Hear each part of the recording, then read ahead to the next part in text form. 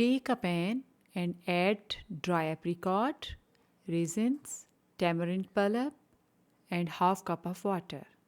Cover the lid and boil it on high flame.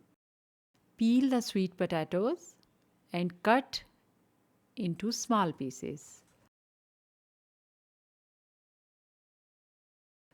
Put all pieces in a pan and add water, 1 tablespoon of sugar. Cover the lid and boil for 5 minutes on high flame. Remove the pan from flame when stuff gets soft. Put all stuff in a jar.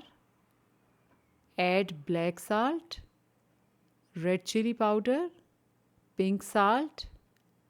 Beat it. Add some water and beat. Keep it aside. Sweet potatoes become softened. Remove from flame and strain it. Take a pan and add sweet potato. Put sauce all over it and mix well.